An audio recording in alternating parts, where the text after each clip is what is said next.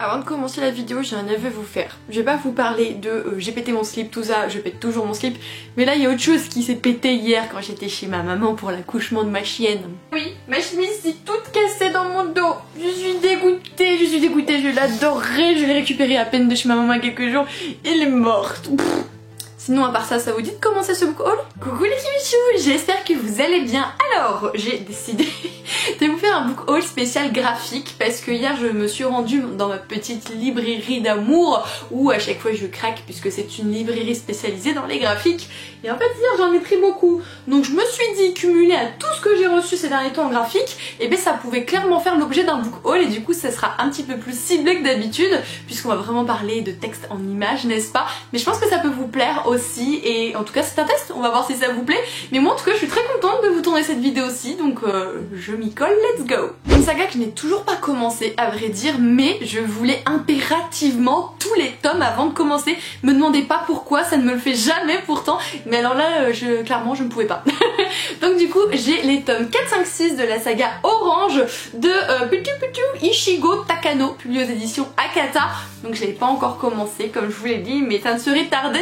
Et en fait dans cette histoire on va suivre une jeune fille qui reçoit une lettre d'elle-même, de son futur en réalité, et elle va lui donner des directives, des choses à faire pour ne pas qu'elle soit malheureuse, puisque la personne qui est actuellement dans ce futur, donc cette possibilité d'elle dans 10 ans je crois, elle est très malheureuse, sa vie ne lui convient pas, etc. Donc elle veut guider son elle du passé pour avoir une meilleure vie dans son futur. Est-ce que vous voyez un petit peu où je veux en venir? Il y a un petit moment de ça sur Insta, je vous avais dit aidez-moi, soit je craque pour Orange, soit je craque pour Fruits Basket, et en fait vous étiez quasiment du 50-50, hein, ce sont des séries coup de cœur pour vous. Je me suis dit que j'allais commencer par Orange parce qu'il y a moins de tomes, ça me coûtera moins cher.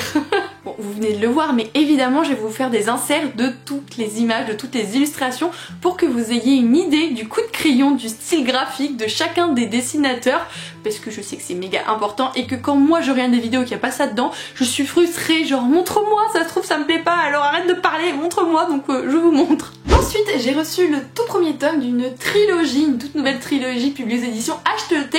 Il s'agit du coup de Magnum Opus de Heitor Amatsu, et c'est vrai que j'étais super intriguée. En fait j'avais pas vraiment lu le résumé quand ils me l'ont proposé, j'ai juste vu écrit sur la 4e de couverture pierre philosophale. Est-ce qu'il fallait vraiment quelque chose de plus pour que je justifie cet achat? Je ne suis pas sûre. Mais en fait on va suivre du coup deux personnages, donc le petit garçon juste ici qui rêve de devenir chevalier pour pouvoir protéger sa famille, et un jour ils vont errer dans les bois comme des vagabonds avec une amie à lui, et ils vont retrouver un chevalier, un fameux chevalier qui normalement doit être invincible, raide mort dans la forêt. Donc ils vont récupérer son bouclier, sauf qu'en fait son bouclier contient un artefact un petit peu particulier, donc je suppose du coup que c'est la pierre philosophale et qu'ils ne se rendent pas compte de tous les dangers étant donné toutes les personnes qui le convoitent. Voilà. Ça a l'air trop bien, franchement ça a l'air trop bien, les graphismes me plaisent, donc franchement je vais y aller banco. Et la maison d'édition H2T qui est une des filières du coup de celle de chez Pika, j'ai vraiment eu beaucoup de coups de cœur chez eux, donc je leur fais vraiment confiance. Un livre que je n'ai absolument vu nulle part. Enfin, il n'existe pas pour moi, je ne savais pas du tout. Et en fait, du coup, c'est une adaptation graphique d'un roman qui est même sorti en film il y a quelques années de ça, je crois. Je n'ai vu ni le film, ni lu le roman initial, mais là, j'étais très tentée. Il s'agit du coup de Coraline, donc de Neil Gaiman, et là, c'est illustré par Aurélie Néré. Aurélie Néré, je sais pas si vous le savez, c'est celle qui nous a fait les merveilleux dessins des carnets de cerises notamment.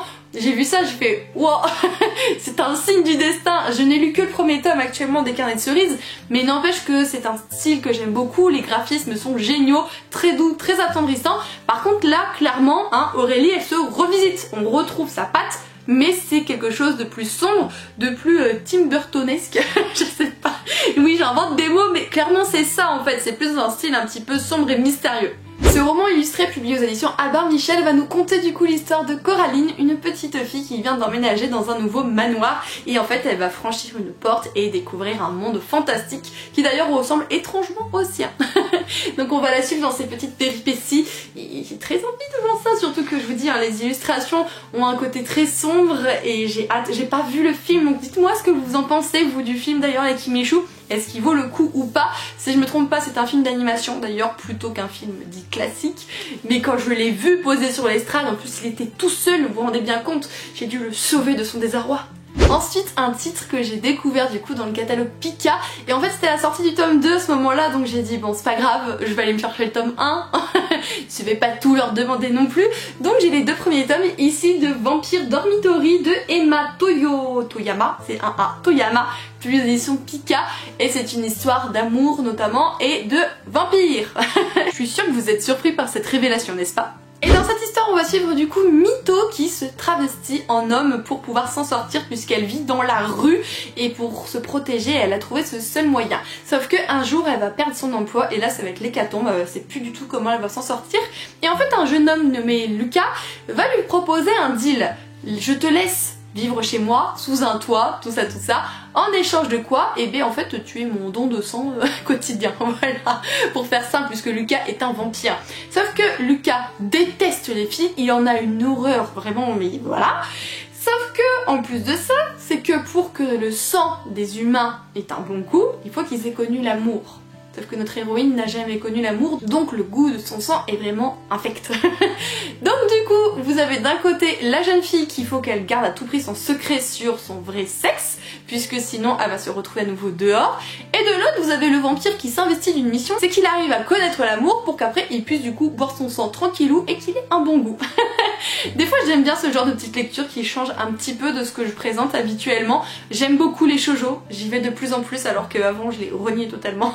J'étais très seinen, oui c'est seinen, très seinen, et maintenant je le suis moins, voilà, je divague, je bondis à droite, à gauche, je découvre plein de choses, mais c'est vrai que celle-ci m'intriguait beaucoup, donc je n'ai pas résisté. Un petit craquage que vous avez sûrement vu dans l'un de mes vlogs, si je dis pas de bêtises, si vous êtes assez assidus, c'est le premier tome de la saga minuscule de Takuto Kashiki, publié aux éditions Komiku, et dans cette histoire on va suivre deux petits êtres qui ne mesurent pas plus de 9 cm, vivre du coup dans leur jardin, dans le tronc d'arbre, et se balader à d'autres scarabées. Vraiment on est là pour les suivre dans ces petites aventures, et j'adore ce genre de petites choses vraiment toutes réconfortantes, toutes simples, on se prend pas la tête, et en même temps dans un univers vraiment très kawaii, je trouve ça trop génial.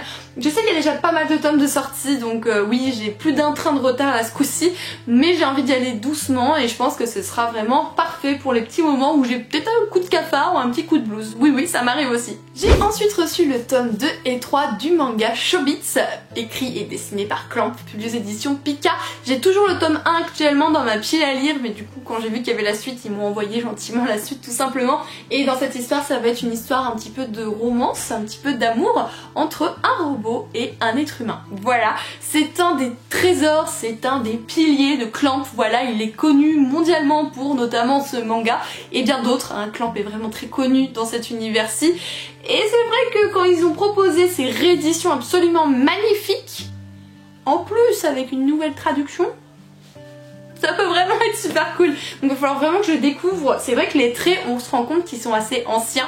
Ils ressemblent peut-être un petit peu moins à ce qu'on a l'habitude actuellement, mais il faut pas oublier non plus que c'est un seinen. Donc du coup, n'essayez pas de comparer ces traits par exemple au shoujo, parce que clairement, qu'on le veuille ou non, vous avez vraiment des traits différents selon les styles de manga. Et oui, c'est une réalité. Je suis en train de réfléchir, ah oui ça m'arrive, et je ne sais plus le résumé de ce manga, j'ai lu le tome 1 il y a un bon moment. Mais je sais plus du coup. Alors là, j'en ai discuté avec Pika parce qu'il m'en manquait pas mal des tomes dans la saga. J'avais le 1, le 2, le 4 et j'avais reçu le 8, je crois, un truc comme ça. Et j'aurais dit, mais c'est compliqué pour moi de lire votre saga du coup. Donc ils ont décidé de me faire parvenir un beau morceau de la saga. Donc on a les tomes 2, 3, 4, 5, 6, 7, 8. Donc oui, je me retrouve avec des doublons pour certains, mais c'est pas grave. Donc c'est la saga Bakemonogatari. Donc c'est de Nizi Wazin pour l'œuvre originale et le dessin c'est Ogrit. Je sais que c'est un truc un petit peu fantastique avec une espèce de créature, notamment la jeune demoiselle que vous voyez là, il me semble elle n'est pas humaine et elle est invisible pour tout le monde sauf pour un garçon, il y a quelque chose comme ça. En tout cas le premier tome j'avais adoré, ça c'était lu d'une traite. En plus des fois vous avez des éditions de collector qui sont absolument magnifiques, donc là par exemple j'en ai une très clairement. Ici vous avez une édition collector de Bakemonogatari, donc c'est le tome 4, c'est celui-là que j'ai en double en plus, donc nickel. Et en fait dedans vous avez des ex-libris et 20 cartes postales qui sont incluses. Donc ça c'est plutôt cool ce genre de petites attentions. C'est vrai qu'on adore. Je sais que moi la première pour l'atelier des sorciers, je veux toujours l'édition collector. Je suis chiante au possible mais j'aime tellement cette saga qu'il me faut les éditions collector. Donc comment vous dire que j'ai de quoi faire avec toute cette saga, n'est-ce pas hein. D'ailleurs le tome 8 c'était aussi une édition limitée. Alors la couve est trop belle du coup, je vous la montre. Mais c'est vrai que je suis archi fan de cette couve d'édition limitée. Même la quatrième de couverture est beaucoup trop belle. Elle est comment normalement? Je crois que je peux vous le montrer. Yes, on est intelligente par ici. Donc en fait initialement la couve est comme celle-ci. Voilà, donc très clairement, moi je suis plutôt fan de ce style-là, voilà. D'ailleurs même le manga en lui-même est spécial édition limitée, si je vous en montre un qui ne l'est pas, voilà, assez classique, il se présente comme ceci, donc en fait il reprend la couverture, mais dans des tons blancs et argent, et en fait l'édition limitée, elle est comme ceci, voilà. C'est super beau. C'est un espèce de bleu-vert, vert-bleu, ce que vous voulez, je sais pas, mais c'est vraiment super beau. Je trouve ce genre d'attention vraiment incroyable, comme quoi il faut enlever les jaquettes, c'est important. Un petit craquage que j'ai fait avant de partir en vacances, mais je pouvais pas le laisser. Du coup, il s'agit de Goodbye My Rose Garden de Dr Pepperco, publié aux éditions Komiku. Oui, il y a beaucoup d'éditions qui reviennent avec moi, donc entre ceux où je suis partenaire et ceux où j'adore craquer mon slipard, forcément, elles sont assez récurrentes.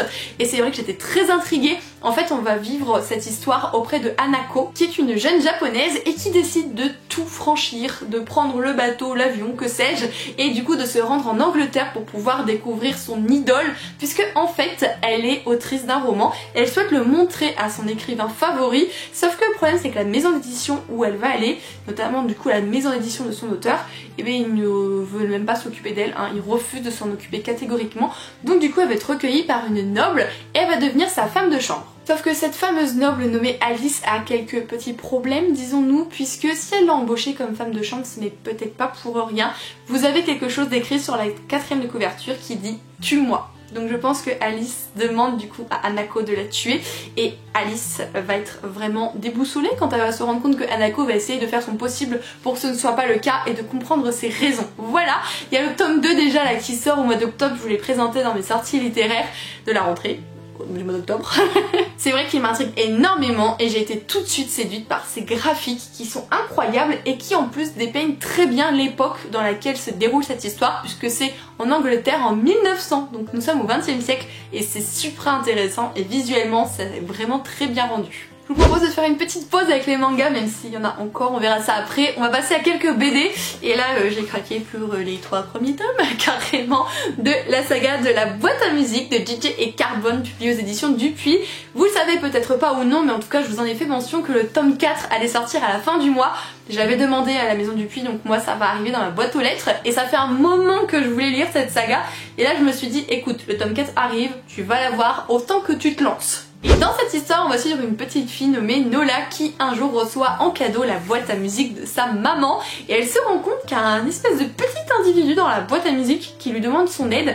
Du coup elle va décider de rapetisser en suivant ses instructions et aller directement dans la boîte à musique qui va l'emmener du coup dans le monde de Pandarian.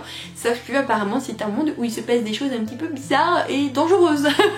Donc voilà un petit peu l'histoire. C'est vrai que les graphismes c'est absolument beaucoup trop beau, c'est tout ce que j'aime. Et j'étais assez intriguée évidemment par le résumé, hein, pour ne pas changer.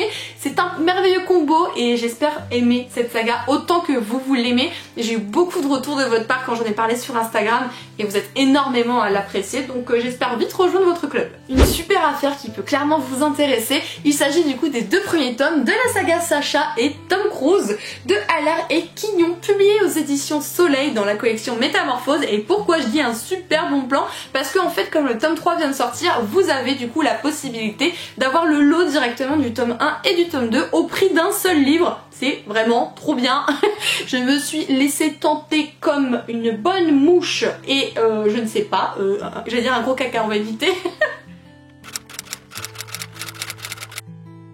Je me suis laissée tenter tel un ourson quand il aperçoit du miel.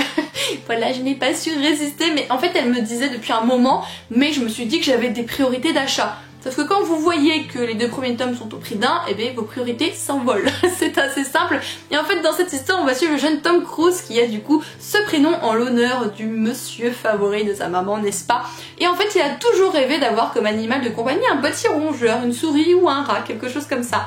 Et il a eu un chihuahua, sauf que le chihuahua n'écoute strictement rien, n'en fait qu'à sa tête, enfin bref, pour lui c'est un chihuahua qui ne sert à rien, sauf qu'un jour il va y avoir une certaine lumière incandescente sur ce chihuahua, et du coup le petit Tom Cruise et le petit chien vont pouvoir du coup voyager à travers les mondes, et peut-être même à travers le temps. quelque chose comme ça. Soit le temps, soit les mondes, soit les deux en même temps. En tout cas, ils vont voyager et je trouve ça juste incroyable. On m'a dit sur Instagram que les graphismes étaient ouf, alors ça, clairement, je suis d'accord. Mais par contre que l'histoire était un petit peu plate. Ce que j'appellerais le risque en fait avec les bandes dessinées jeunesse. Mais en même temps, c'est tellement beau. Enfin, même le dos, voilà, même le dos, vous voyez, genre c'est gold, c'est trop beau.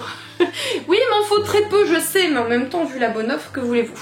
Je vous propose de continuer avec un one shot qui est assez épais pour le coup. Il s'agit du coup de Histoire courte d'Aoi Makino, publié aux éditions Soleil Manga. J'avais déjà lu un autre livre de cette autrice, c'est Sayonara Miniskirt. J'attends la suite avec impatience et elle avait sorti celui-ci quasiment en même temps. Donc je me suis dit que, ayant aimé l'un, je devrais potentiellement aimer l'autre. Dans cette histoire, on va suivre Minami, une jeune demoiselle qui ne se sépare jamais, mais au grand jamais de sa caméra. Et en fait, on va apprendre son histoire et à vivre à ses côtés au travers de sa caméra. Et celle-ci va nous montrer également du coup sa première histoire d'amour, son premier véritable amour. Et je trouve ça beaucoup trop mignon. Il y a un petit titre d'attache au-dessus et c'est vrai qu'il est assez perturbant. Il est écrit: depuis ce jour, je n'ai cessé de te filmer chaque jour, jusqu'à ce que tu disparaisses. Qui est quoi? Qui est pas ça, moi je veux savoir. En fait je pense que histoire courte au pluriel, du coup je sais pas si vous le voyez d'ici, du coup il doit y avoir plein de petites histoires vues au travers de sa caméra qu'elle doit filmer vraiment ponctuellement et on va du coup évoluer avec elle de cette manière. Je suis très curieuse, c'est un petit peu comme le film Rec ou Paranormal Activity, hein, dans le style un petit peu glauque, n'est-ce pas? Mais c'est vrai que je trouve ça intéressant et je pense que ça passera davantage au format livre parce que moi à la télé, tout ce qui est filmé à travers la caméra, j'ai la gerbouille après. Le craquage, le petit achat que j'ai fait et qui du coup a fait que j'ai acheté toutes les BD d'un coup quand je me suis rendue dans ma petite librairie, c'était celui-ci en fait, c'était Shadow's House de Somatu. D'ailleurs c'est assez perturbant les tirer entre son prénom ou son nom, je ne sais pas. Publié aux éditions Glénat, ça fait un petit bail que j'ai très envie de craquer sur celui-ci. On est actuellement en 3e tome et c'est vrai que j'avais un petit peu mis pause mon action de craquage sur les mangas. Et puis là je me suis dit quoi que tu ferais mieux d'y aller, hein, petite Kim, parce que après tu vas en être beaucoup trop loin dans la saga et tu n'auras plus le courage de la commencer, ce qui est clairement vrai, voilà. Il faut savoir que ce qui a fait qu'il est rentré dans ma wishlist, c'était qu'il y avait un petit bandeau initialement juste ici où il était inscrit que la scénariste de The Promised Neverland était vraiment conquise du coup par ce manga, donc ni une ni deux, il a vite fait ça dans ma wishlist. Et dans cette histoire on va suivre du coup la famille Shadow qui est une famille aux manières nobles mais qui par contre n'ont pas de visage. Voilà, c'est pour ça que vous voyez une personne ici sans visage et du coup ils utilisent des poupées qui peuvent du coup retranscrire leurs émotions et qui peuvent du coup plus aisément se montrer. Et si jamais dans ce manoir on ne reçoit jamais personne, et bien il y a une certaine voix de cristal qui continue de danser et de chanter dans ce fameux manoir. Qu'est-ce que c'est? Qu'est-ce que ça cache? Franchement ça a l'air trop bien. Ça a l'air trop bien, c'est des visages je suis si je dis pas de bêtises. Et c'est vrai que je trouve très intriguant. Alors il est tout petit, Cadet il est tout petit. Si je vous en montre un autre à côté, ah non pas lui. Si je vous montre l'autre il est beaucoup trop gros. Vous voyez ou pas la différence? Franchement, pour moi la différence elle est claire et nette. Il y en a un beaucoup plus gros que l'autre. Mais c'est pas grave, on le paye au même prix, mais que voulez-vous, c'est comme ça. Mais il n'empêche que du coup, il avait l'air vraiment beaucoup trop bien. J'ai cru comprendre qu'il faut pas s'arrêter sur le premier tome parce qu'il est assez introductif. Et qu'il faudrait clairement enchaîner avec le second pour ne pas vraiment avoir cet engouement qui va du coup diminuer. Je voulais carrément acheter les tomes 2 et 3 mais ils avaient pas les 2 et 3 donc je vais les chercher incessamment sous peu. Hein. Et la caméra m'a coupé la chic, elle dit ça fait trop longtemps que je parle. Ça m'étonne pas. Mais ce que je vous disais c'est que du coup je vais pouvoir enfin commencer cette saga quand j'aurai tous les tomes qui sont édités. Tout comme la saga Orange, je n'aurai plus d'excuses. Accrochez-vous, il reste encore du coup 4 livres à vous présenter, tout du moins 3 sagas et une bande dessinée. J'ai reçu dernièrement les 2 premiers tomes d'une nouvelle saga publiée aux éditions Akata. Il s'agit du coup des chroniques d'Asphareo de Shiki Chitose. Donc c'est plutôt cool, ils ont sorti directement les 2 premiers tomes. J'aime beaucoup quand les sagas ils font ça, du moins les maisons d'édition font ça pour le lancement des nouvelles sagas. Je trouve que c'est vraiment très intelligent de leur part pour le coup. Et dans cette histoire du coup, on va suivre une jeune demoiselle qui va être appelée au palais, puisque dans le royaume d'Asphareo, on dit qu'il y a un mystérieux dragon bleu qui protège ce royaume, tout du moins qui fait en sorte qu'il soit prospère. Sauf que depuis quelques temps, il ne pleut plus du tout sur le royaume et on se dit peut-être que le dragon bleu a un souci, il y a quelque chose. Et du coup, la demoiselle va être envoyée au palais pour pouvoir justement s'occuper de ce dragon. Sauf qu'elle va découvrir des drôles de secrets dans ce palais et quels est-il? qu'est-ce qui arrive très clairement au dragon, pourquoi est-ce qu'il ne fait plus son job. Ça a l'air beaucoup trop bien, c'est une saga en 9 tomes, on parle de fantasy, de dragon et de romance sur la 4ème de couverture.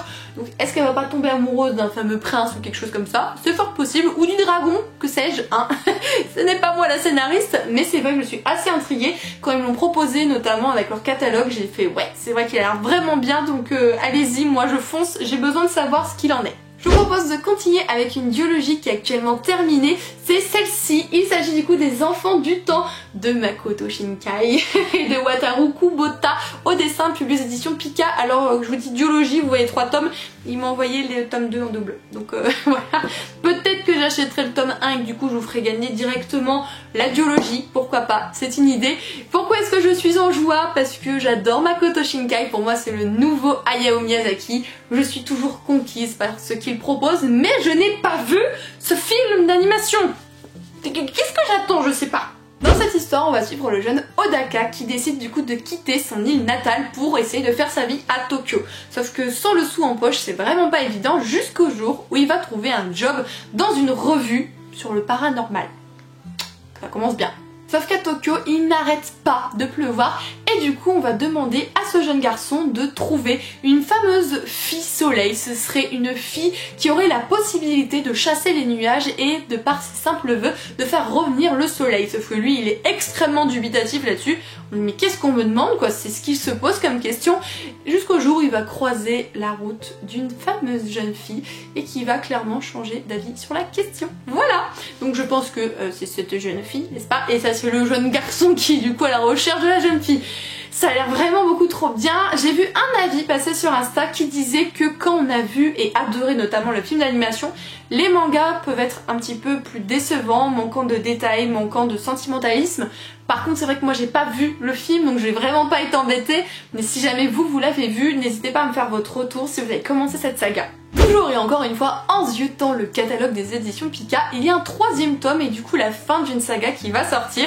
Je leur ai demandé s'il n'était pas possible de me glisser aussi les 2 premiers parce que ça m'intriguait beaucoup et ils ont accepté très gentiment. Il s'agit du coup de la saga Deep Scar de Rosella Sergi, publiée aux éditions H2T du coup qui est une des filiales. Je vous ai dit que j'adorais les éditions H2T dans tous les cas donc ça ne change rien.